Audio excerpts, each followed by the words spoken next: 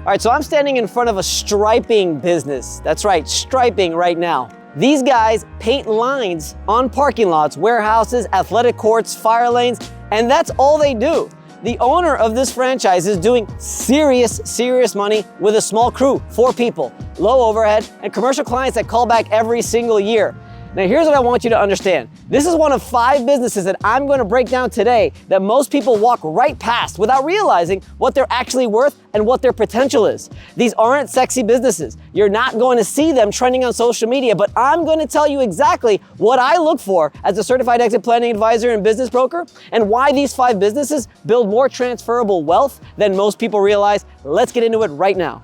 See, here's the mistake I see all the time is business owners think that value lives in their revenue number. All the time. That's vanity, guys. It doesn't. I sat across the table from owners doing $1 million, $2 million a year who had absolutely nothing sellable. And I've seen owners doing the same revenue who had something worth 3, 4, 5 times that because of how they built it.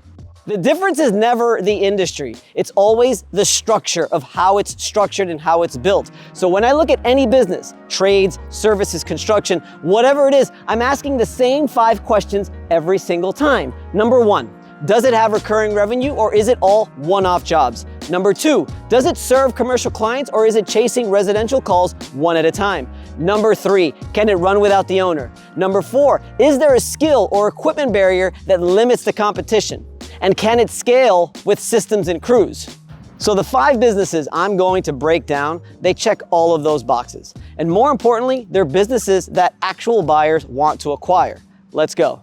So I call this the hidden trades framework. These are 5 service businesses that are hiding in plain sight. Most people drive past them, flush them, walk past them, or call them once and forget they even exist. But the owners of these companies, the smart ones, they're not building jobs, they're building assets. So here are the 5. Number 1, pavement striping, what we've got right here. Number 2, epoxy flooring. Number 3, portable restroom rental. Number 4, concrete lifting. Number 5, grease trap cleaning. And now let's break down each one of them. Number 1, pavement striping. I'm literally standing here in front of a striping company right now. This is one of their trucks. These guys paint parking lot lines, fire lanes, handicap stalls, warehouse floor markings, athletic courts. The barrier to entry is actually lower than you think. A professional striping machine runs between $3,000 and $15,000. But here's where the value is built. Commercial contractors, shopping centers, HOAs, warehouses, municipalities, school districts.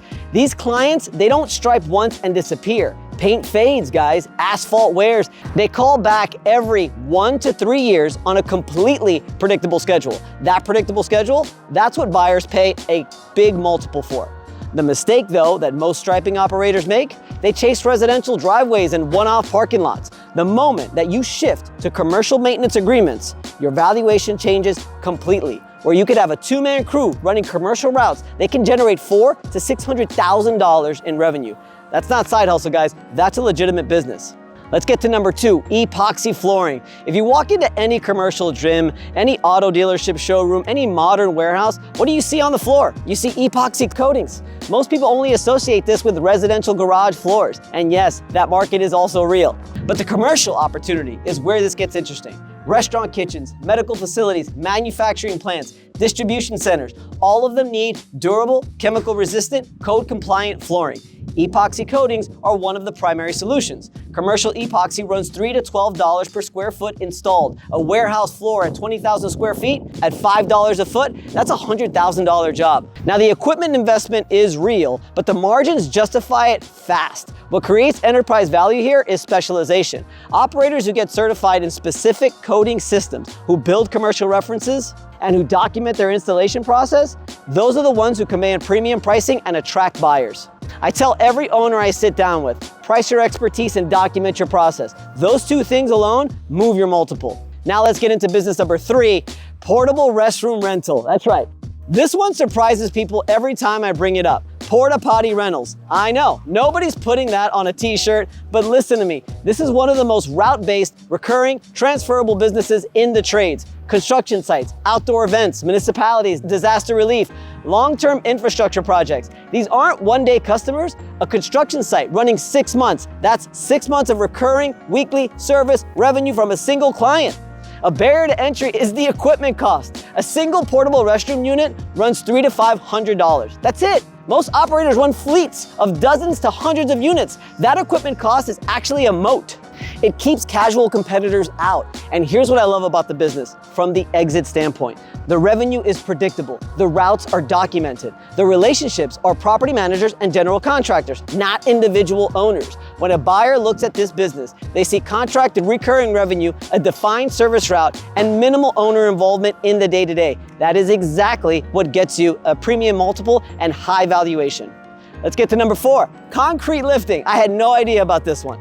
This one is called mud jacking or polyurethane foam lifting. What is it? It's the process of raising sunken or even concrete slabs without tearing them and pouring new ones. Driveways that have sunk, sidewalks that are a trip hazard, pool decks that have shifted 2 inches. Full replacement? Nah, $5,000 to $15,000. It takes days. Concrete lifting? $300 to $1,500 per job, and it's done in hours, and it works. The slab comes back up to grade, clean, fast. The margins on this business are exceptional. The material cost, the polyurethane foam, it's manageable. The labor is specialized but trainable. Here's what makes this a great acquisition or a setup target. Most homeowners don't even know this industry exists. Most general contractors don't refer it because they don't know about it either. So when you build a concrete lifting business and you lock in the relationships with property managers, municipalities, and GCs, you have a referral moat because you're the only one that does it. The moat is what gets you premium multiples when you sell. No competition. If your pipeline depends entirely on you making phone calls, that is a risk.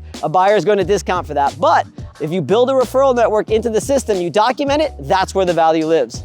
And now let's get to number 5 because it is hot out here. My favorite, well, one of my favorite, grease trap cleanup. This is my favorite because it's not just because it's not glamorous, it's absolutely not glamorous, but because of one word, compliance.